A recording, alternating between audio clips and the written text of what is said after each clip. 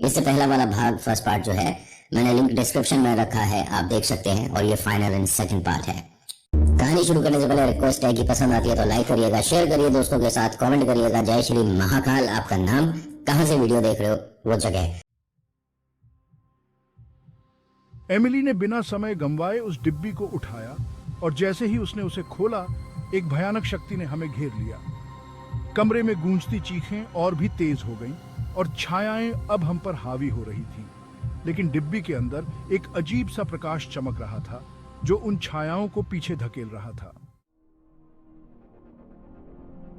Emily ने डिब्बी को कसकर पकड़ लिया और मैंने देखा कि उसकी आंखों में एक नई चमक थी। यह है वह स्रोत, उसने कहा।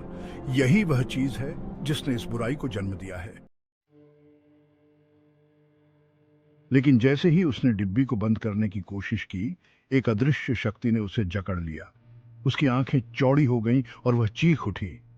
यह मुझे पकड़ रहा है, उसने डर और दर्द से चिल्लाते हुए कहा। मैंने पूरी ताकत से डिब्बी को खींचने की कोशिश की, लेकिन वह बहुत ही ज्यादा ताकतवर थी। एमिली अब पूरी तरह से उस अदृश्य शक्ति के शिकंजे में थी और उसकी आंखों में भयानक दर्द और पीड़ा झलक रही थी। तुम्हें इसे नष्ट करना होगा, उसने आखिरी बार चिल्लाते हुए कहा। उसकी आवाज में अब वह दर्द और हताशा साफ सुनाई दे रही थी। मुझे अब कोई और चारा नहीं दिख रहा था। मैंने वह डिब्बी उसके हाथों से खींच ली और पूरी ताकत से उसे फर्श पर पटक दिया। जैसे ही डिब्बी टूटी, उसके अंदर का प्रकाश पूरे कमरे में फैल गया। वह रोशनी इतनी तेज थी कि मेरी आंखें बंद हो गईं। कमरा अब पूरी तरह से बदल चुका था। छायाएं गायब हो गई थीं और वहां अब एक अजीब सी शांति थी। वह भयानक संगीत भी अब शांत हो गया था। मैंने चारों ओर देखा और मुझे समझ में आया कि वह बुराई अब खत्म हो चुकी थी। एमिली धीरे धीरे होश में आई और उसने मेरी ओर देखा। उसकी आंखों में अब वह डर नहीं था, वह अब शांत थी और उसकी सांसें सामान्य हो रही थीं। क्या हुआ? उसने धीरे से पूछा। हमने उसे रोक दिया, मैंने उसकी ओर देखते हुए कहा। अब वह कभी वापस नहीं आएगी।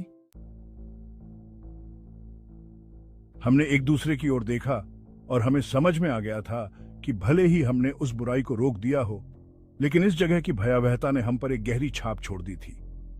एमिली की आंखों में एक अजीब सी गहराई थी, जैसे कि उसने कुछ ऐसा देखा हो जिसे भुला पाना नामुमकिन हो। मैंने उसकी ओर हाथ बढ़ाया और वह धीरे धीरे उठ खड़ी हुई।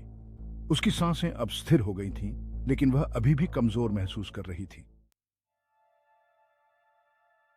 एमिली ने सहमति में सिर हिलाया और हमने लाइब्रेरी से बाहर निकलने का रास्ता ढूंढने के लिए कदम बढ़ाए। हमने संदूक और उसके अंदर की चीजों को वहीं छोड़ दिया, क्योंकि हमें पता था कि वे अब बेजान हो चुकी थीं। जैसे जैसे हम हॉल के बाहर जाने के लिए आगे बढ़े, हमने देखा कि छत से लटके झूमर अब स्थिर हो गए थे। कांच के टुकड़े अब शांत थे, जैसे कि वहां कभी कोई हलचल हुई ही ना हो। लाइब्रेरी में अब अजीब सी शांति थी, लेकिन यह शांति किसी डरावने तूफान के बाद की शांति जैसी थी। ऐसा लग रहा था कि यह जगह हमें अलविदा कह रही है, लेकिन एक ऐसी अलविदा जिसमें एक अनकहा संदेश छिपा हो। हमें वहां से जल्दी निकलना था, लेकिन अंदर ही अंदर एक अजीब सा खौफ हमारे दिल में बैठा हुआ था। जब हम दरवाजे तक पहुंचे तो वह बिना किसी रुकावट के खुल गया। बाहर की ठंडी हवा हमारे चेहरे से टकराई, लेकिन अब उसमें कोई डर नहीं था। हमने तेजी से बाहर कदम रखा और दरवाजा हमारे पीछे अपने आप बंद हो गया। जैसे ही हम बाहर निकले, हमें महसूस हुआ कि बाहर की दुनिया अब कितनी अलग लग रही थी। रात का समय था और आसमान में तारे चमक रहे थे। वह चांदनी रात किसी सपने जैसी लग रही थी। हम दोनों ने गहरी सांस ली, जैसे कि हम एक बहुत बड़े बोझ से मुक्त हो गए हों। लेकिन फिर भी उस रात की घटनाओं की यादें हमारे दिमाग में अभी भी ताजा थी। क्या हम इसे पीछे छोड़ सकते हैं? एमिली ने धीरे से पूछा। हमें कोशिश करनी होगी, मैंने जवाब दिया। लेकिन शायद यह अनुभव हमारे साथ हमेशा के लिए रहेगा। हम दोनों ने एक दूसरे की तरफ देखा और हमें समझ में आ गया कि यह अनुभव हमारे जीवन का एक अटूट हिस्सा बन चुका है। भले ही हम उस लाइब्रेरी से बाहर आ चुके थे, लेकिन वह भयावहता अभी भी हमारे भीतर कहीं ना कहीं जिंदा थी। हमने कार में बैठने का फैसला किया और तुरंत शहर लौटने की सोची। रास्ता सुनसान था और रात की ठंडी हवा हमारी खिड़कियों से टकरा रही थी। एमिली ने कार की खिड़की से बाहर देखा और उसकी आंखों में अब भी एक अजीब सा खौफ था। उसने थोड़ी देर के लिए चुप्पी साधे रखी, फिर धीरे से कहा, मैंने उस कमरे में कुछ देखा था। जब वह बुराई हमें घेर रही थी, मैंने कुछ देखा जो मेरे दिमाग से बाहर नहीं जा रहा। मैंने कार रोक दी और उसकी तरफ पूरी तरह से मुड़ गया। क्या देखा तुमने? मैंने गंभीरता से पूछा। उसने कुछ पलों के लिए आंखें बंद कर लीं, जैसे कि वह उस दृश्य को फिर से देखने की हिम्मत जुटा रही हो। वह कोई आकृति थी, वह बस छाया नहीं थी, वह किसी तरह की आत्मा थी, लेकिन उसकी आंखों में मैंने हमारे जीवन का अंत देखा। मेरा दिल धड़क उठा। क्या मतलब? मैंने हकलाते हुए पूछा। वह बस हमें देख रही थी, उसने कहा, जैसे कि वह हमारी आत्माओं को देख रही हो, हमारे भीतर की हर भावना, हर याद। और उसने एक पल के लिए मेरी ओर देखा, जैसे कि वह मुझे पहचानती हो। मैंने गहरी सांस ली, लेकिन हमने उसे नष्ट कर दिया, है ना? वह अब खत्म हो चुकी है। एमिली ने सिर हिलाया, लेकिन उसकी आंखों में संदेह था। शायद, उसने कहा, लेकिन कुछ तो ऐसा है जो मुझे महसूस होता है, जैसे कि वह बुराई पूरी तरह से खत्म नहीं हुई, जैसे कि वह अब भी कहीं ना कहीं जिंदा है। मेरा मन इस बात को मानने को तैयार नहीं था। नहीं, वह खत्म हो गई है, हम अब सुरक्षित हैं। लेकिन मेरी बातों का उस पर कोई असर नहीं हुआ। उसने चुपचाप सिर हिलाया और फिर खिड़की से बाहर देखने लगा। हमें इस बारे में किसी से बात करनी चाहिए, मैंने सुझाव दिया। शायद कोई विशेष जो हमें बता सके कि हम जो महसूस कर रहे हैं वह क्या है। एमिली ने सिर हिलाया। शायद, उसने कहा, लेकिन क्या ये सच में मदद करेगा? हमने जो देखा, जो महसूस किया, वह कोई सामान्य चीज नहीं थी। मैंने गहरी सांस ली। शायद यह हमारी मानसिक स्थिति का असर है। हम बहुत भयभीत थे और वह भय अब हमारे दिमाग पर हावी हो गया है। हमें बस थोड़ा समय चाहिए और सब ठीक हो जाएगा। एमिली ने धीरे धीरे सिर हिलाया, लेकिन उसकी आंखों में अभी भी वह संदेह था। शायद, उसने धीरे से कहा, शायद हमें बस समय चाहिए। हमने दिन भर आराम करने का फैसला किया और उस अनुभव को भुलाने की कोशिश की। लेकिन जैसे जैसे दिन ढलता गया, एक अजीब सी बेचैनी मेरे दिल में बैठने लगी। ऐसा महसूस हो रहा था जैसे कि वह बुराई अब भी हमारे साथ थी, हमारे आसपास कहीं छिपी हुई। रात होते होते एमिली की तबीयत फिर से बिगड़ने लगी। उसके माथे पर पसीना था और उसकी सांसें तेज हो रही थीं। मैं ठीक नहीं हूं, उसने धीरे से कहा। मुझे लग रहा है जैसे वह बुराई फिर से मुझे पकड़ने आ रही है। मैंने उसे शांत करने की कोशिश की, लेकिन वह अब भी डर से कांप रही थी। मैंने सोचा कि उसे किसी डॉक्टर को दिखाना चाहिए, लेकिन एमिली ने मना कर दिया। ये नॉर्मल नहीं है, उसने कहा।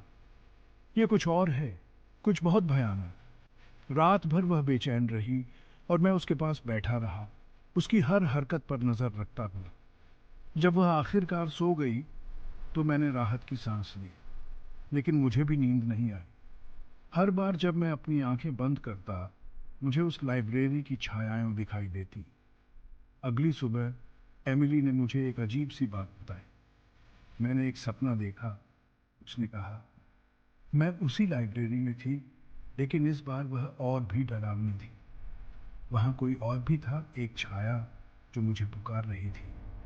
मैंने उसे ध्यान से सुना, लेकिन इस बार मैंने महसूस किया कि उसका डर अब और भी गहरा हो गया था।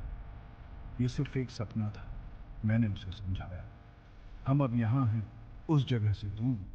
लेकिन उसके चेहरे की बेचैनी और आंखों में झलकते डर ने मुझे भी सशंकित कर दिया। क्या सच में हमने उस बुराई को खत्म कर दिया था, या फिर यह अब भी हमारे पीछे थी, हमारी हर सांस पर नजर रखती थी? जैसे जैसे दिन बीतते गए, एमिली की स्थिति और भी बिगड़ती गई। उसने कई बार बताया कि उसे अब भी उस लाइब्रेरी की छायाएं दिखाई देती हैं, भले ही वह जाग रही हो। उसने कहा कि जब भी वह अकेली होती है, उसे लगता है कि कोई उसे लगातार देख रहा है। एमिली की स्थिति बिगड़ती जा रही थी। उसकी आंखों के नीचे गहरे काले घेरे उभर आए थे और उसकी आवाज में अब थकान और निराशा झलक रही थी। वह पहले जैसी नहीं रही थी।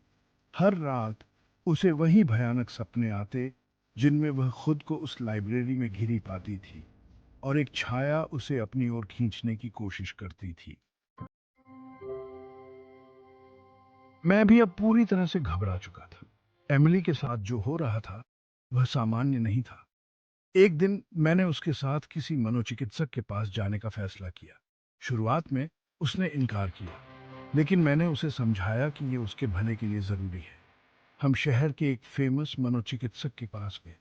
डॉक्टर ने उसकी पूरी कहानी ध्यान से सुनी, उसकी भावनाओं और उसके डर को समझने की कोशिश की। उसने एमिली को कुछ दवाइयाँ दी और सुझाव दिया कि वह रोजाना ध्यान करे ताकि उसके दिमाग को शांति मिल सके। लेकिन एमिली को इन उपायों से कोई फर्क नहीं पड़ा। उसकी हालत और खराब होती गई। वह अब ज्यादातर समय अपने कमरे में बंद रहती थी। उसके पास कोई नहीं जा सकता था क्योंकि वह किसी से भी बात करने से डरने लगी थी। उसे ऐसा लगने लगा था कि उसकी हर बात सुनी जा रही है, हर कदम पर नजर रखी जा रही है। एक रात जब मैं सोने की कोशिश कर रहा था, अचानक एक ठंडी हवा का झोंका मेरे चेहरे से टकराया। कमरे की खिड़कियां और दरवाजे बंद थे, फिर भी ऐसा लगा जैसे कोई अनदेखी शक्ति कमरे में घुस आई हो। मैंने तुरंत उठकर कमरे की जांच की, लेकिन कुछ भी असामान्य नहीं था। फिर भी उस रात मुझे ठीक से नींद नहीं आई। सुबह एमिली का चेहरा और भी सफेद था, जैसे वह पूरी रात सोई ना हो। उसने धीरे से कहा, वह अब भी यहां है। मैंने उसे अपने सपनों में देखा। वह मुझे यहां से ले जाने की कोशिश कर रही है। मैं उसकी बात सुनकर सिहर उठा। हमने उस रात को कभी भूलने की कोशिश की, लेकिन वह बुराई हमें अब भी घेर रही थी। हमें समझ में नहीं आ रहा था कि इसका सामना कैसे करें। मैंने महसूस किया कि अब एमिली के जीवन पर मंडराता यह खतरा और बढ़ रहा था। मैं उसे खोने का डर महसूस करने लगा था और इस डर ने मुझे मजबूर कर दिया कि मैं किसी भी तरह से इस बुराई का सामना करूं। मैंने कई विशेषज्ञों से संपर्क किया जो अलौकिक घटनाओं में विश्वास करते थे, लेकिन उनमें से कोई भी यह समझ नहीं पाया कि यह बुराई क्या थी और इसका सामना कैसे किया जाए। अंत में मैंने एक पुराने भगत से संपर्क किया जो इस तरह की आत्माओं और बुरी शक्तियों से निपटने में विशेषज्ञ माने जाते थे। जब मैंने उन्हें पूरी कहानी बताई तो उन्होंने गहरी सांस ली और कहा, यह कोई साधारण आत्मा नहीं है। यह बुराई बहुत पुरानी है और इसका सामना करना आसान नहीं होगा, लेकिन हमें इसे रोकने के लिए कुछ करना होगा, वरना यह तुम्हारी प्रेमिका की आत्मा को पूरी तरह से नष्ट कर देगी। भगत ने सुझाव दिया कि हमें उस लाइब्रेरी में वापस जाना होगा और वहीं इस बुराई का सामना करना होगा जहां से यह सब शुरू हुआ था। उसने बताया कि केवल उसी स्थान पर जाकर जहां यह बुराई निवास करती है, हम इसे हमेशा के लिए खत्म कर सकते हैं।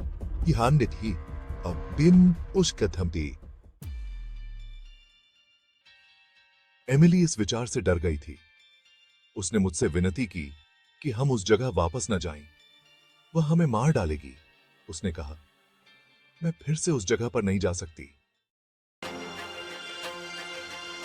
लेकिन मुझे एहसास हो गया था कि हमारे पास और कोई रास्ता नहीं बचा था। अगर हमें इस बुराई से छुटकारा पाना था तो हमें उसका सामना करना ही होगा।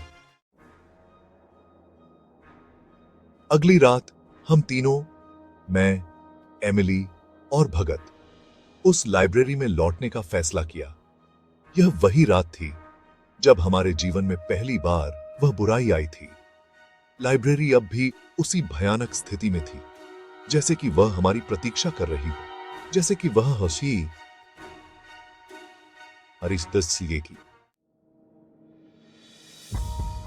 लाइब्रेरी के भीतर कदम रखते ही हमें तुरंत वह ठंडी हवा का एहसास हुआ जो पहले भी हमें महसूस हुआ था। ऐसा लग रहा था जैसे इस जगह की हर दीवार, हर कोना हमें देख रहा हो, हमारे हर कदम पर नजर रख रहा हो। भगत ने अपने साथ कुछ पवित्र वस्तुएं लाई थीं, जिनमें से एक छड़ी थी और एक किताब थी जिसमें बुरी आत्माओं को भगाने के मंत्र थे। उसने हमें निर्देश दिया कि हम उसके पीछे पीछे चलें और उसकी हर बात का पालन करें। हम उस रूम की तरफ बढ़ने लगे जहां हमने उस बुराई का सामना पहली बार किया था। भगत ने हमें बताया कि हमें वही रूम फिर से खोलना होगा क्योंकि वही बुराई का केंद्र था। जैसे ही हमने उस दरवाजे को खोला, एक भयंकर ठंड ने हमें घेर लिया। भगत ने तुरंत अपने छड़ी को ऊंचा उठाया और जोर से मंत्र पढ़ने लगा। हमें ऐसा लग रहा था जैसे पूरा कमरा घूमने लगा हो। दीवारों से अजीब सी आवाजें आने लगीं और छत से काले धुएं के गुब्बारे उठने लगे। एमिली ने डर के मारे मेरी बांह पकड़ ली। उसका शरीर कांप रहा था और उसकी सांसें तेज हो गई थीं। भगत ने अपने मंत्रों को और तेज कर दिया और उसी वक्त कमरे में एक जोरदार चीख गूंज उठी। यह कोई सामान्य चीख नहीं थी, यह इतनी भयानक थी कि हमारी रीढ़ की हड्डी तक सिहर उठी। हम दोनों भगत के पीछे खड़े थे और वह उस चीख के सामने डटे रहे। उनका दंड अब और चमकने लगा था, जैसे कि वह बुराई की ताकतों को रोकने की कोशिश कर रहा हो। अचानक वह चीख बंद हो गई और एक भयंकर धक्का हमें जमीन पर गिरा गया।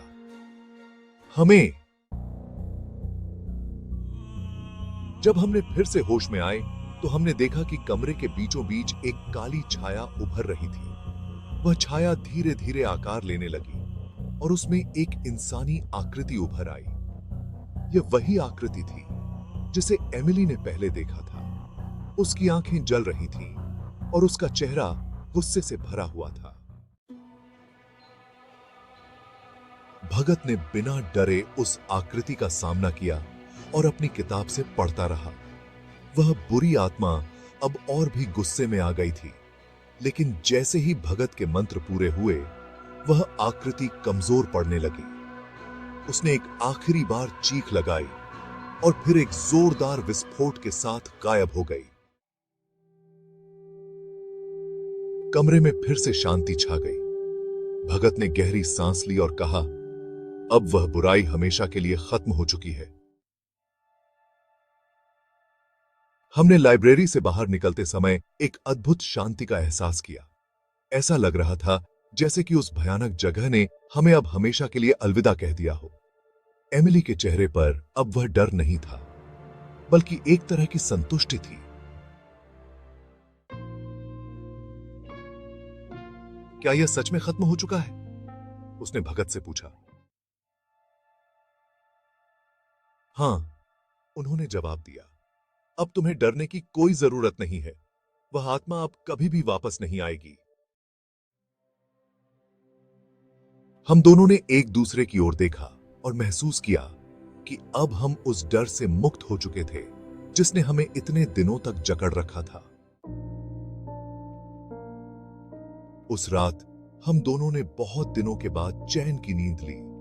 वह भयानक सपना अब हमारे जीवन से हमेशा के लिए चला गया था, लेकिन उस अनुभव ने हमें जीवन की नश्वरता और उसके अदृश्य खतरों के बारे में एक गहरी समझ दी थी।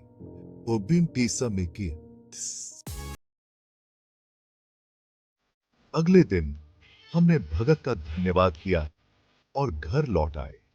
हमने अपनी सामान्य जिंदगी की ओर वापस लौटने का फैसला किया, लेकिन वह अनुभव हमेशा हमारे साथ रहेगा, एक याद के रूप में, जिसने हमें सिखाया कि जीवन में भय से कैसे निपटा जा सकता है। कहानी पसंद आई हो तो लाइक करिएगा, दोस्तों के साथ शेयर करना और सब्सक्राइब करना मत भूलना। मिलते हैं एक और मजेदार कहानी के साथ। तब तक के लिए धन्यवाद। देखने के लिए शुक्रिया।